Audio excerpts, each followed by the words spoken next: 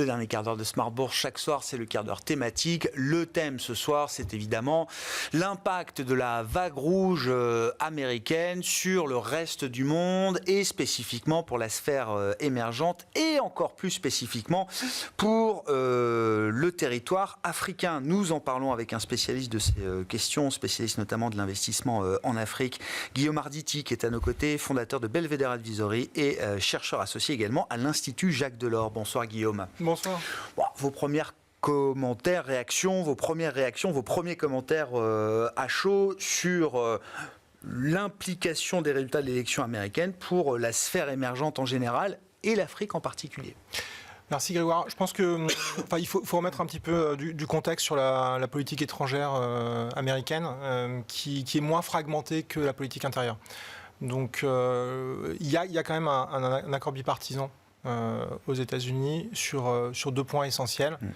Le premier, c'est sur le leadership américain. Donc il y a une volonté qui traverse tout le spectre politique américain de maintenir le leadership américain dans les affaires du monde. Le deuxième, c'est également unanimité sur le fait que depuis des années, le centre névralgique pour les États-Unis s'est déplacé de l'Europe vers l'Asie. Donc finalement, en termes de politique étrangère et de conséquences sur les différentes régions, le changement d'administration va probablement pas marquer une fracture monumentale sur les pays émergents. Ce que ça va probablement plus impacter, c'est la relation transatlantique. Mais en revanche, du point de vue des pays émergents, ce à quoi on peut s'attendre, c'est plutôt à un renforcement de leur poids dans un contexte où l'ordre unipolaire post-guerre froide est de plus en plus remis en question. Donc là, il y a une fenêtre d'ouverture pour les émergents qui s'agrandit encore un petit peu plus avec le retour de Trump et d'une administration républicaine et potentiellement d'un congrès républicain. Je pense en fait c'est l'environnement géopolitique global qui est en train de pousser les pays émergents à nouveau sur le devant de la scène. Quand on regarde la situation des États-Unis, actuellement ils sont challengés sur toute leur zone d'influence historique ouais. Et quasi vitale. Donc c'est d'abord évidemment en Asie, ouais. forcément, avec les problématiques avec Taïwan. D'accord. En Europe, la guerre russo-ukrainienne, et avec un crantage là, qui vient de s'effectuer, puisque maintenant il y a des troupes nord-coréennes. Donc on peut s'interroger si ça aurait pu être fait sans un accord au moins tacite. De la Chine. De la Chine. Ah bah, oui. Voilà. Oui. Quand même assez étonnant. Au Moyen-Orient, l'irrésolution du conflit israélo-palestinien qui dure depuis des décennies et qui s'ajoute à quand même des catastrophes relativement récentes en Afghanistan et en Irak. Et on va jusqu'en Amérique latine où un des exemples quand même assez criants, c'est la position du Brésil qui, avec le président actuel, s'affiche de plus en plus auprès de Poutine et Xi Jinping à travers les BRICS, qui eux-mêmes se présentent comme une alternative à l'ordre établi américain. Ouais. Et donc c'est le renforcement du Global South, comme ce qu'il faut imaginer là. Là, ce qu'on peut imaginer, c'est qu'il y a une évolution, structurelle qui les pousse vers l'avant, parce que maintenant les enjeux en fait fondamentaux dans la lutte d'influence, les vecteurs se retrouvent dans les pays émergents. D'accord. Et on revient un petit peu sur les problématiques un peu classiques, influence, matières premières, etc. Sauf que là, ça se précise d'une part, évidemment, sur l'énergie, comme toujours, mais c'est le retour.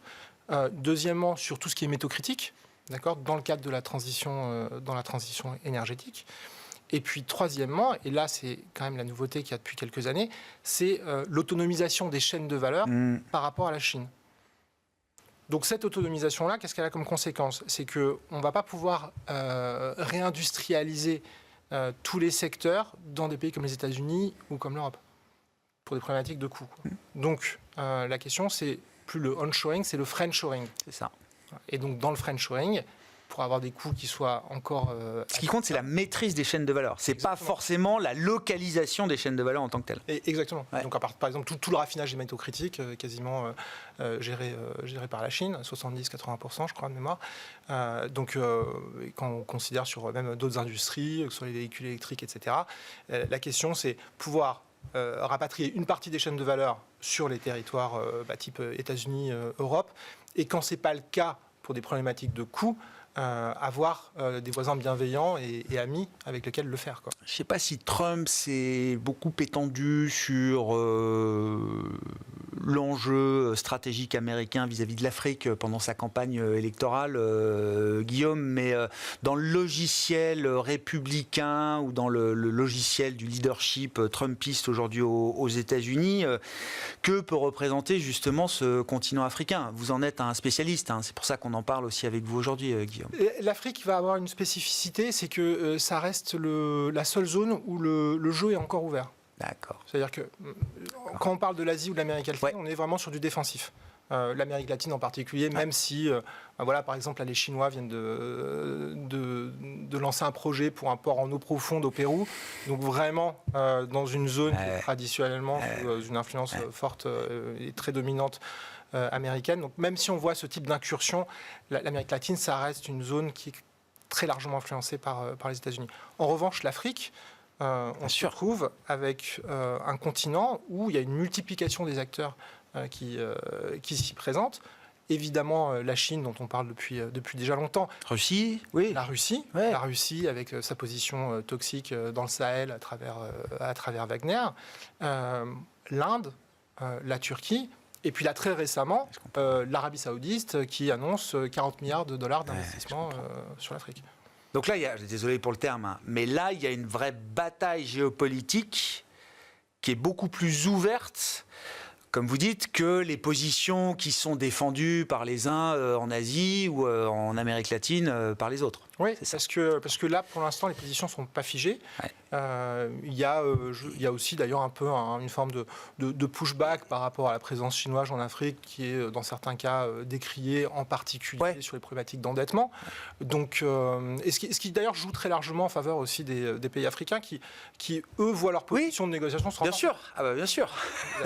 Et ils se retrouvent avec des problématiques qui répondent aux attentes fondamentales, qui sont les métaux critiques, et puis là aussi la possibilité de repositionner des choses. Et pour les États-Unis dans ce jeu-là, enfin je veux dire, il y a un mouvement aussi des États-Unis sur ce territoire africain à travers des entreprises, à travers, enfin je veux dire, ils jouent aussi ce jeu-là. Absolument, je pense qu'il va se renforcer. Donc ça avait déjà, alors ça avait commencé d'ailleurs. Il y avait eu un peu un push sous l'administration Trump, ensuite qui s'est prolongé sous l'administration Biden. Ouais. Donc là aussi une continuité d'une administration à l'autre. D'une administration à l'autre. Et ce qu'on peut anticiper, c'est que ça va ne faire que se renforcer parce que l'intensification de peut-être pas du conflit, mais en tout cas de l'opposition entre la Chine et les États-Unis, elle-même est en train de s'intensifier. Donc là, on voit, d'ailleurs, il y a des exemples qui sont, je pense, parlants et symboliques. C'est que, par exemple, il y a au Ghana un projet de réacteur nucléaire modulaire, donc de petite taille, c'est toute nouvelle technologie. Il y a le développement d'un corridor ferroviaire entre la République démocratique du Congo et l'Angola, qui est une sortie sur l'Atlantique. Donc là, c'est pour relier les bassins miniers avec les métaux critiques sur la côte atlantique, avec une sortie sur les États-Unis. Mmh. Et troisième point, qui est très récent, troisième exemple, c'est l'annonce qui a été faite par JP Morgan et Jamie Dimon il y a quelques jours sur l'ouverture de JP Morgan Chase en Côte d'Ivoire et au Kenya avec un plan de développement. Et ça marque vraiment une rupture par rapport à la crise de 2008 et au retrait. Qui avait vu le retrait justement des grandes banques, on avait parlé de ça pour l'Europe, mais des grandes banques américaines également. Exactement. Bon. Et l'Europe dans tout ça, enfin, je veux dire sur ces enjeux africains ou ces opportunités africaines, Guillaume, on regarde le train passer ou est-ce qu'on a vu quand même l'enjeu et les opportunités que ça pouvait représenter? Alors l'Europe, ça va être une grande question parce qu'en fait, l'Europe fait face actuellement à des problématiques qui ne font que s'intensifier avec l'arrivée de Trump, qui sont des problématiques de souveraineté, énergétique. Aujourd'hui, on a remplacé finalement le gaz russe par du gaz américain, qui soit dit en passant est du gaz de schiste. Voilà, donc pointillé sur les problèmes de transition énergétique. Deuxièmement, pareil sur les problèmes de transition climatique. Troisièmement, souveraineté industrielle, également avec l'autonomisation des chaînes de valeur. Et ce à quoi on peut ajouter, et là c'est un sujet qui va s'augmenter, la défense. Donc sur les 3 premiers, on a le continent africain qui offre toutes les possibilités de partenariat possibles. Ouais, je comprends. Il y a des réponses en Afrique pour les problèmes de l'Europe. Il y a des réponses en Afrique pour les problèmes de l'Europe. La question qui se pose aujourd'hui, c'est est-ce que l'Europe va continuer à regarder l'Afrique selon... Il y a eu deux dimensions, en fait. Il y a eu la première, c'était la dimension aide au développement. Ok, très bien. Ensuite, il y a une deuxième dimension, ça a été Afrique, potentiel, opportunité. L'opportunité, c'est une option qu'on exerce ou pas. Bon, visiblement, en Europe, on a quand même plutôt décidé de ne pas trop exercer l'option. Ouais. Maintenant, il y a peut-être la troisième option, qui est la troisième dimension, qui est le bon sens. Ouais. C'est-à-dire qu'on a un continent de 1,5 milliard d'habitants demain, qui est notre voisin. Pragmatisme. Ouais. Et je trouve que il y a... Là, je relisais le rapport Draghi, il y a une phrase que j'ai trouvée particulièrement marquante et qui, à mon sens, résume bien la situation. Alors, en substance, ça disait quelque chose comme il faut abandonner l'illusion selon laquelle la procrastination permet de préserver le consensus. Ah, oui, ça, oui. Je pense que tout est là. Le statu quo, effectivement, n'est plus une option possible. Le statu quo qui se transforme d'ailleurs en paralysie de plus en plus de l'Europe. On a essayé, certains ont essayé la sortie de l'Europe, ça a été un désastre. Aujourd'hui, on passe du statu quo à la paralysie. Ça ne semble pas être une option soutenable à terme. Et donc... reste l'option d'une vision stratégique et d'une intégration plus... et d'un passage à l'action. Et d'un passage à l'action. On restera sur ces paroles. Merci beaucoup Guillaume. Guillaume Arditi, fondateur de Belvedere Advisory et chercheur associé à l'Institut Jacques Delors, qui est avec nous, l'invité de ce quart d'heure thématique de Smart Bourse.